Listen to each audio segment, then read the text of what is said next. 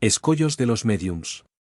70. Uno de los mayores escollos de la mediumnidad es la obsesión, es decir, el dominio que ciertos espíritus ejercen sobre los médiums, imponiéndose a ellos con nombres apócrifos e impidiendo que se comuniquen con otros espíritus.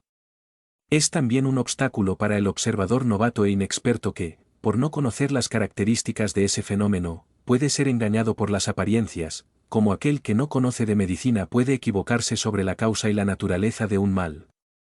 Si en este caso el estudio previo resulta útil para el observador, para el médium es indispensable, porque le proporciona los medios de prevenir un inconveniente que podría tener para él funestas consecuencias.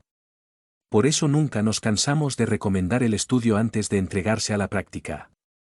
Véase el libro de los médiums, cap 23. 71. La obsesión presenta 3 grados principales, bien caracterizados: la obsesión simple, la fascinación y la subyugación. En la primera, el médium tiene plena conciencia de que no obtiene nada bueno, no se engaña acerca de la naturaleza del espíritu que se obstina en manifestarse por su intermedio y del cual desea desembarazarse. Este caso no ofrece ninguna gravedad, se trata de una simple contrariedad, de la que el médium se libera cuando deja momentáneamente de escribir. Cansado de que no se lo escuche, el espíritu acaba por retirarse.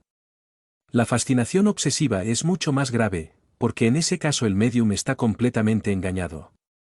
El espíritu que lo domina se apodera de su confianza, a tal punto que le impide juzgar las comunicaciones que recibe, y le hace creer que los mayores absurdos son sublimes. El carácter distintivo de este género de obsesión es que provoca en el médium una excesiva susceptibilidad, que lo lleva a suponer que solo es bueno, justo y verdadero lo que él escribe, así como a rechazar e incluso considerar malo todo consejo y toda observación crítica, a tal punto que prefiera romper con sus amigos antes de aceptar que está siendo engañado. También hace que sienta envidia hacia los médiums cuyas comunicaciones son consideradas mejores que las suyas, y que pretenda imponerse en las reuniones espíritas, de las cuales se aparta cuando no lo logra. Por último, el médium llega a sufrir una dominación tal que el espíritu obsesor puede impulsarlo a cometer los actos más ridículos y comprometedores. 72. Uno de los caracteres distintivos de los espíritus malos es el de imponerse, dan órdenes y quieren ser obedecidos. En cambio, los buenos nunca se imponen, dan consejos, y si no se los escucha, se retiran. De ahí resulta que la impresión que nos causan los espíritus malos es casi siempre penosa, agotadora, y produce una especie de malestar. A menudo provoca una agitación febril, movimientos bruscos y desordenados. Por el contrario, la impresión que causan los espíritus buenos es apacible, suave, y proporciona un verdadero bienestar. 73. La subyugación obsesiva, designada en épocas pasadas con el nombre de posesión, es una coacción física ejercida siempre por espíritus de la peor especie, y que puede llegar a neutralizar el libre albedrío de la persona. A menudo se limita a simples impresiones desagradables. No obstante, algunas veces provoca movimientos desordenados, actos insensatos, gritos, palabras incoherentes o injuriosas, cuya ridiculez el subyugado comprende en ocasiones, aunque no puede evitarlo. Este estado difiere esencialmente de la locura patológica, con la cual se lo confunde por error, pues en él no hay ninguna lesión orgánica. Dado que la causa es diferente, los medios para curarla también deben ser otros. No es raro que con la aplicación del método ordinario de las duchas y los tratamientos corporales se llegue a desencadenar una verdadera locura allí donde solo había una causa moral. 74. En la locura propiamente dicha la causa del mal es interna, y hay que tratar de que el organismo vuelva a su estado normal. En cambio, en la subyugación la causa es externa, por lo que es preciso liberar al enfermo de un enemigo invisible, sin oponerle remedios, sino una fuerza moral superior a la suya. La experiencia prueba que en esos casos los exorcismos nunca han producido un resultado satisfactorio, sino que han agravado la situación en lugar de mejorarla. Al indicar la verdadera causa del mal, solo el espiritismo puede ofrecer los medios para combatirlo. Es necesario, por decirlo así, efectuar la educación moral del espíritu obsesor. A través de consejos sabiamente dirigidos se logra tornarlo mejor y que voluntariamente deje de atormentar al enfermo, que entonces queda libre. Véase el libro de los médiums, párrafo 279, Revista Espírita, febrero, marzo y junio de 1864, La joven obsesa de Marmanda. 75. Por lo general, la subyugación obsesiva es individual, pero cuando un grupo de espíritus malos se lanza sobre una población, puede presentar un carácter epidémico. Un fenómeno de ese tipo ocurrió en tiempos de Cristo, solo un poder moral superior podía doblegar a esos seres malignos designados entonces con el nombre de demonios y restituir la calma a sus víctimas. 76. Un hecho importante a considerar es que la obsesión, sea cual fuere su naturaleza, es independiente de la mediumnidad, y que se la encuentra en todos los grados, principalmente en el último, en una gran cantidad de individuos que nunca han escuchado hablar de espiritismo. En efecto, dado que los espíritus han existido siempre, en todas las épocas han ejercido la misma influencia. La mediumnidad no es una causa, sino un modo de manifestación de la obsesión. De ahí que podamos decir con certeza que todo médium obseso ha sufrido de alguna manera, y a menudo en los actos más comunes de la vida, los efectos de esa influencia. Y si no existiera la mediumnidad, se manifestaría por otros efectos, a menudo atribuidos a esas enfermedades misteriosas que escapan a todas las investigaciones de la medicina. A través de la mediumnidad, el ser maligno delata su presencia, sin ella, es un enemigo oculto del que no se sospecha. 77. Los que no admiten nada fuera de la materia no pueden reconocer esa causa oculta. Sin embargo, cuando la ciencia haya salido del atolladero materialista reconocerá, en la acción del mundo invisible que nos rodea y en medio del cual vivimos, un poder que reacciona tanto sobre las cosas físicas como sobre las morales. Será un nuevo camino abierto al progreso, así como la clave de una multitud de fenómenos que han sido mal comprendidos. 78. Como la obsesión nunca puede provenir de un espíritu bueno, es esencial que sepamos reconocer la naturaleza de los que se presentan. El médium que carece de instrucción al respecto puede ser engañado por las apariencias, mientras que el prevenido está atento a las menores señales de sospecha, de modo que el espíritu termina por retirarse cuando ve que no tiene nada que hacer. El conocimiento previo de los medios para distinguir a los espíritus buenos de los malos es, pues, indispensable para el médium que no desea exponerse a caer en la trampa, como lo es también para el simple observador, que puede por ese medio apreciar el valor de lo que ve o escucha. Véase el libro de los mediums, cap. Xib. Cualidades de los mediums. 79. La facultad mediúmnica depende del organismo. Es independiente de las cualidades morales del médium, y se la encuentra desarrollada tanto en los más indignos como en los más dignos. No sucede lo mismo con la preferencia que los espíritus buenos conceden al médium. 80. Los espíritus buenos se comunican con mayor o menor buena voluntad a través de tal o cual médium, según la simpatía que éste les inspire. Lo que constituye la cualidad de un médium no es la facilidad con la cual obtiene comunicaciones, sino su aptitud para recibir solamente las buenas y para no ser juguete de espíritus livianos y embusteros. 81. Los médiums que más dejan que desear desde el punto de vista moral reciben algunas veces muy buenas comunicaciones, que no pueden provenir más que de espíritus buenos. Esto no debe ser motivo de asombro, pues a menudo sucede para bien del médium y con el fin de transmitirle sabios consejos. Si éste no los aprovecha, mayor será su culpa, porque de ese modo redacta su propia condena. Dios, cuya bondad es infinita, no puede negar asistencia a aquellos que más la necesitan. El virtuoso misionero que moraliza a los criminales hace lo mismo que los espíritus buenos con los médiums imperfectos. Por otra parte, los espíritus buenos, al querer impartir una enseñanza útil a todos, se sirven del instrumento que tienen a su alcance, pero lo dejan tan pronto como encuentran otro que les es más afín y que aprovecha sus lecciones. Cuando los espíritus buenos se retiran, queda entonces el campo libre para los inferiores, a quienes poco les importan las cualidades morales, que los fastidian. De ahí resulta que los médiums moralmente imperfectos y que no procuran enmendarse, tarde o temprano son víctimas de los espíritus malos, que muchas veces los conducen a la ruina y a las mayores desgracias incluso en la vida terrenal. En cuanto a su facultad, tan hermosa que era, y que así debía conservarse, se pervierte debido a que los espíritus buenos los abandonaron, y acaba por desaparecer. 82. Los médiums más meritorios no están libres de las mistificaciones de los espíritus embusteros. En primer lugar, porque no existe una persona suficientemente perfecta que no tenga algún lado débil por el cual brinde acceso a los espíritus malos. En segundo, porque los espíritus buenos permiten eso, algunas veces, a fin de que ejercitemos nuestra razón, aprendamos a distinguir la verdad del error y no nos confiemos, para no aceptar nada ciegamente y sin control. No obstante, el engaño nunca procede de un espíritu bueno, y todo nombre respetable con el que se firme un error, es necesariamente apócrifo. Esas mistificaciones además pueden ser una prueba para la paciencia y la perseverancia del espírita, sea medium o no. El que se desanimara por algunas decepciones demostraría a los espíritus buenos que no pueden contar con él. 83. No es asombroso ver espíritus malos que obsesionan a personas meritorias, pues también vemos en la tierra sujetos malvados que se ensañan con hombres de bien.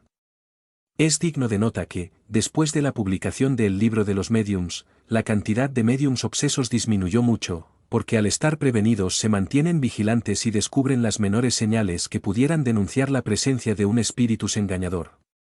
La mayoría de los que están obsesos no han hecho el estudio previo recomendado, o no aprovecharon los consejos que recibieron. 84. Lo que constituye al medium propiamente dicho es la facultad. En ese aspecto puede estar más o menos formado, más o menos desarrollado. Lo que constituye al medium seguro, a aquel que puede realmente ser calificado de buen medium, es la aplicación de la facultad, la aptitud para servir de intérprete a los espíritus buenos. Si se deja de lado la facultad, el poder del medium para atraer a los espíritus buenos y rechazar a los malos está en razón de su superioridad moral. Esa superioridad es proporcional a la suma de las cualidades que hacen al hombre de bien. Por ella se gana la simpatía de los buenos y ejerce ascendiente sobre los malos. 85. Por el mismo motivo, la suma de las imperfecciones morales del medium, al aproximarlo a la naturaleza de los espíritus malos, le quita la influencia necesaria para apartarlos de sí. En vez de imponerse a ellos, ellos se imponen a él. Esto se aplica no solo a los mediums, sino a todas las personas indistintamente, dado que no hay nadie que no esté sometido a la influencia de los espíritus. Véanse los párrafos 74 y 75. 86. Para imponerse al medium, los espíritus malos saben explotar hábilmente todos sus defectos morales. Se aprovechan preferentemente del orgullo, sentimiento que predomina en la mayoría de los mediums obsesos, y sobre todo en los fascinados. El orgullo los lleva a que se consideren infalibles y a rechazarlas. Advertencias. Ese sentimiento es, lamentablemente, excitado por los elogios de que son objeto. Basta que un medium presente una facultad un tanto trascendente para que las personas lo busquen y lo adulen. Entonces acaban por considerarse importantes y juzgarse indispensables, lo que constituye su perdición. 87. Mientras que el medium imperfecto se enorgullece de los nombres ilustres, por lo general apócrifos, que ostentan las comunicaciones que recibe, y que lo llevan a que se considere un intérprete privilegiado de las potencias celestiales, el buen medium nunca se cree suficientemente digno de semejante favor, tiene siempre una saludable desconfianza acerca de la calidad de lo que recibe, y no se fía de su propio juicio.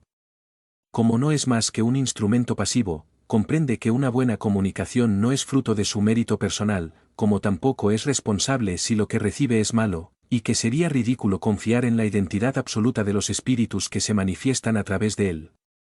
Deja que terceros desinteresados juzguen la cuestión, sin que su amor propio se ofenda por alguna opinión desfavorable, del mismo modo que un actor no sufre por la censura dirigida a la pieza que interpreta.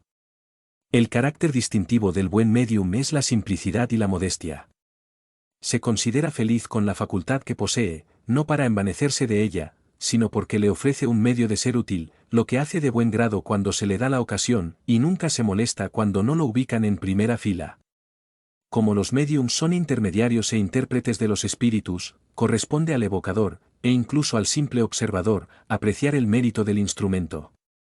88. La facultad mediúmnica es un don de Dios, como todas las otras facultades, que se puede emplear tanto para el bien como para el mal, y de la cual se puede abusar.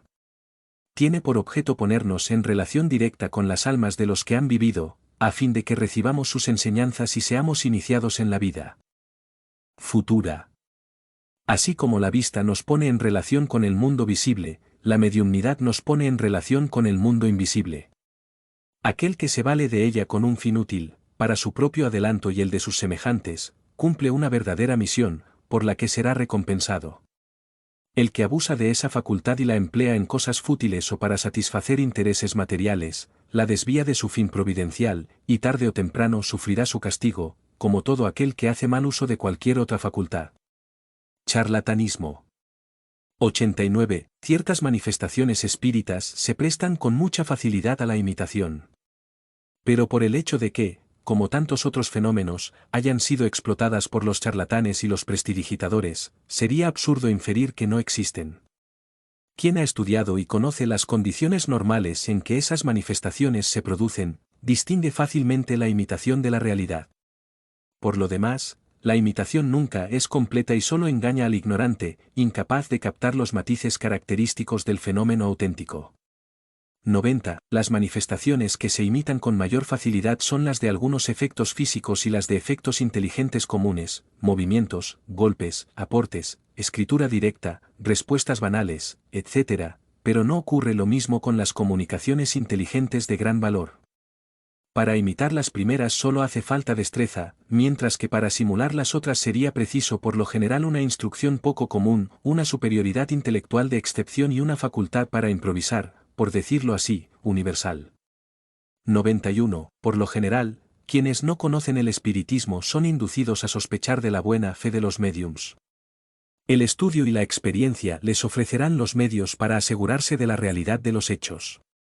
Fuera de eso, la mejor garantía que podrán encontrar reside en el desinterés absoluto y en la honradez del médium. Hay personas que por su posición y carácter se hallan por encima de toda sospecha. Si la tentación del lucro puede estimular el fraude, el buen sentido dice que el charlatanismo está ausente allí donde no tiene nada que ganar. Véase el libro de los médiums, cap 28, charlatanismo y artimañas, médiums interesados, párrafo 304 y siguientes, fraudes espíritas, párrafo 314 y siguientes, y Revista Espírita, febrero de 1862, Nuevos Médiums Americanos en París. 92. Entre los adeptos del espiritismo, como en todas las cosas, se encuentran entusiastas y exaltados. Estos son, por lo general, los peores propagadores, porque se desconfía de la facilidad con que admiten todo sin un examen profundo.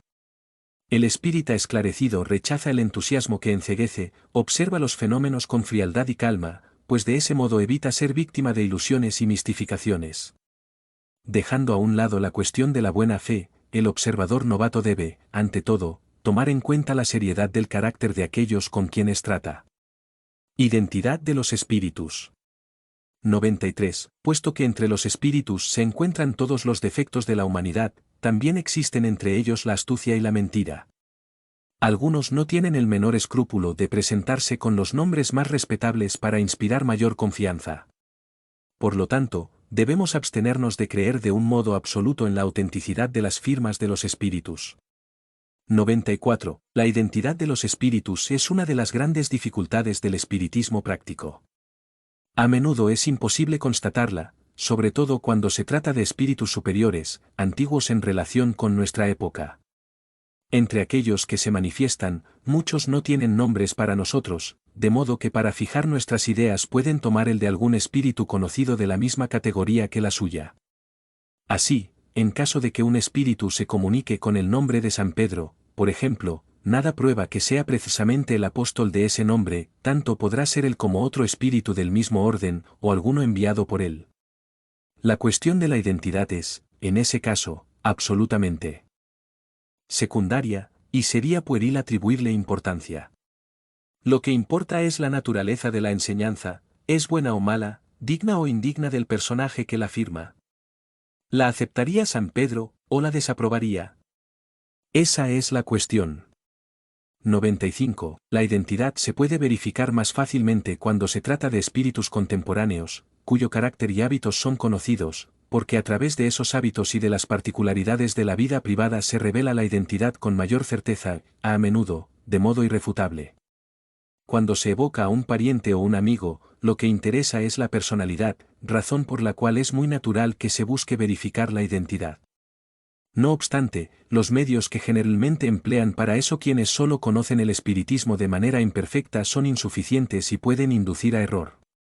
96. El espíritu revela su identidad por un número considerable de circunstancias que llaman la atención en las comunicaciones, en las cuales se reflejan sus hábitos, su carácter, su lenguaje, y hasta las locuciones que le son familiares.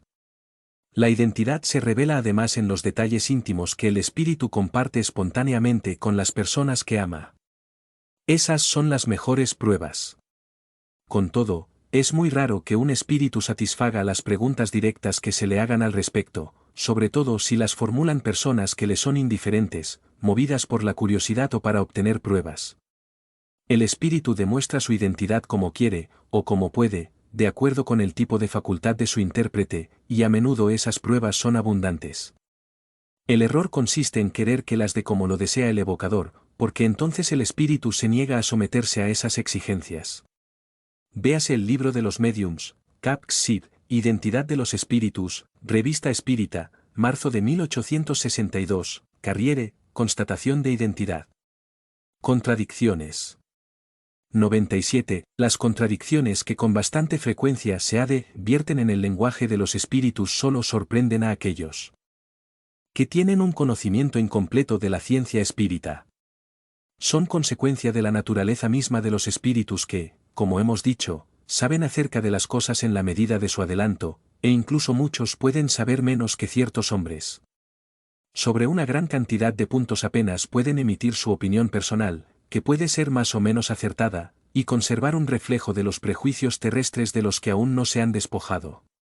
Otros elaboran sus propios sistemas acerca de lo que aún no conocen, particularmente en lo que respecta a las cuestiones científicas y al origen de las cosas. Nada hay de sorprendente, pues, en el hecho de que no siempre estén de acuerdo. 98. Hay quienes se asombran de encontrar comunicaciones contradictorias firmadas con un mismo nombre. Solo los espíritus inferiores varían el lenguaje según las circunstancias, mientras que los espíritus superiores jamás se contradicen. Por poco que se esté iniciado en los misterios del mundo espiritual, se sabe con qué facilidad ciertos espíritus se engalanan con nombres prestados, para dar más crédito a sus palabras. De ahí se puede inferir con seguridad que si dos comunicaciones, radicalmente contradictorias en cuanto al fondo del pensamiento, llevan el mismo nombre respetable, una de ellas es forzosamente apócrifa.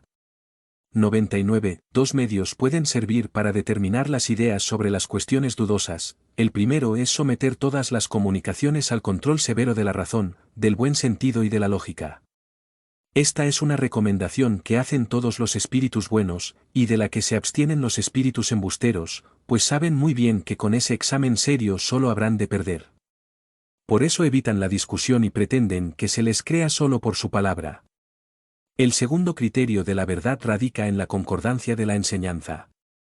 Cuando el mismo principio es enseñado en muchos lugares por diferentes espíritus y por médiums extraños unos a otros, que no se encuentran bajo las mismas influencias, se puede concluir que ese principio se halla más cercano a la verdad que aquel que emana de una sola fuente y es discutido por la mayoría. Véase el libro de los mediums, Cap. 27, Contradicciones y mistificaciones, Revista Espírita, abril de 1864, Autoridad de la Doctrina Espírita, el Evangelio